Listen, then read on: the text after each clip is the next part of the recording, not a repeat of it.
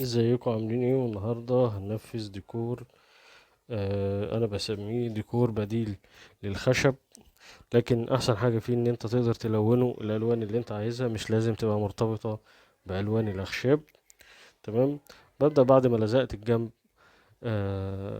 بلزق تيب 2 سنتي، عرض 2 سنتي. ببدا هسيب فرق 2 سنتي جنبيه بالظبط. تمام. وطبعا ده هنبقى موضحينه في فيديو تاني كبير. ببدأ بعد كده ان انا املى الفراغات بالمعجونة اللي انا مجهزها.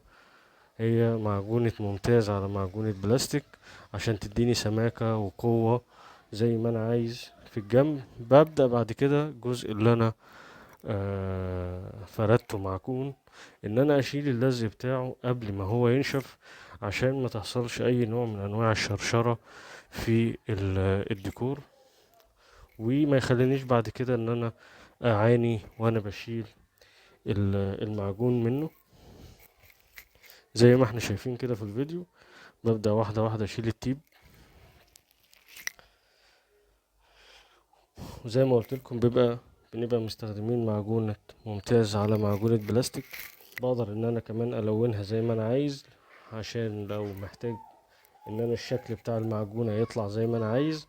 وممكن اديها ورنيش مائي لو انا عايز الشكل يفضل زي ما انا عايزه على شكل المعجون، زي ما وضح في الجنب كده. وطبعا ده الفرق ما بين اللي نشف واللي ما نشفش.